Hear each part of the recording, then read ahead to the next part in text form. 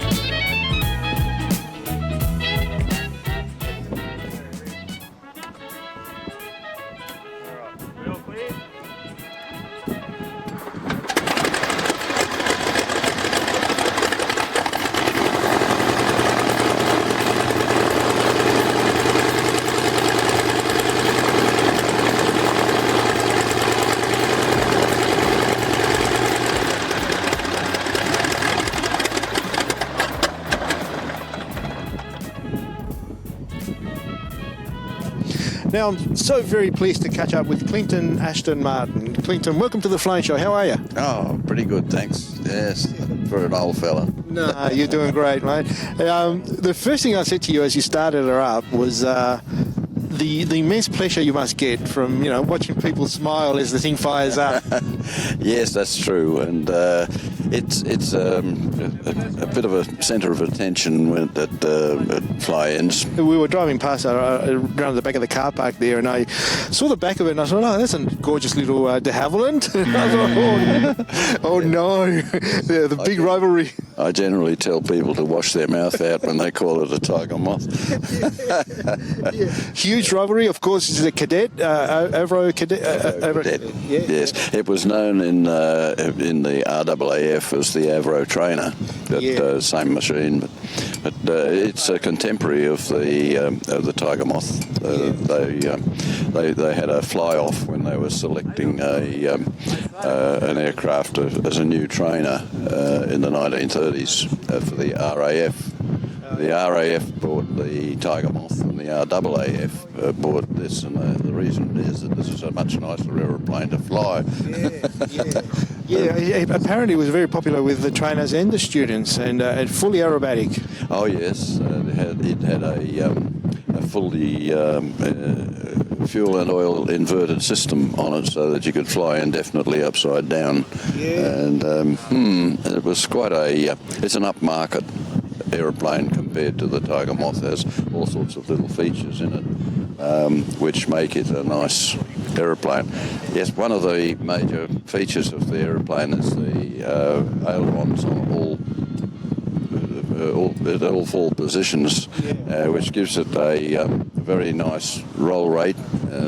It's very fast, and the instant you move that stick, something happens. Whereas in the Tiger Moth, you can light a cigarette while you're waiting for something to happen.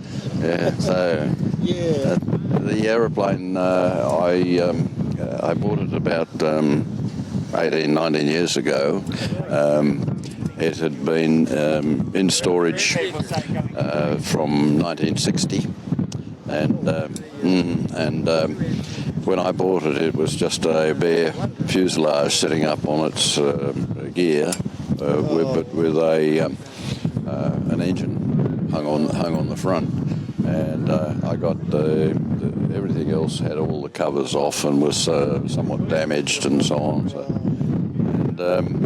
So I had quite a job, and eventually it took me about 11 years to put it together. But I had a house build in the middle of that too, which just didn't help.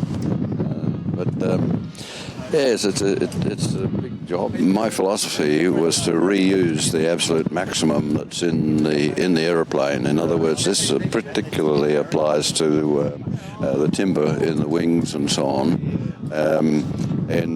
That means that if you look along my leading edge, you'll see that it weaves a little bit instead of being nice and straight, whereas there's been two other of these aircraft professionally restored, and what they did was to just throw away the wings and copy them and make brand new ones. So they are straight as a die, look very nice, but that was not what I was aiming to do. And you know what? I'm glad you didn't, because it just gives us so much more original character. Exactly right. It's just more character. It's a bit more rustic, and it's almost a shame to cover the wings, isn't it? When you see the woodwork that's in there, isn't it? That's right. Yeah. Yes, but a lot of the woodwork in there was in good condition, but there was quite a lot that. A lot of work, but quite a lot that had to be replaced. There was no way you could recover it. One of the items that I think is unique and it's beautiful is, of course, the engine. A Siddeley engine, I think it is. Armstrong Siddeley. Yeah. And yes, the 7 cylinders, and that engine is just bolted straight onto the airframe. There's no vibration damping.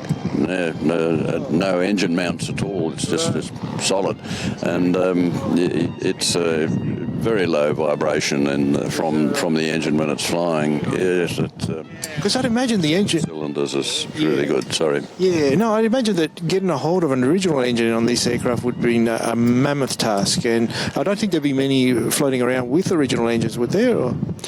There are only 3 of this aircraft in the world that are anywhere near original, and there are another couple in Australia that are so-called Avro Cadets, but there are many things in them that have been butchered because the aircraft were used for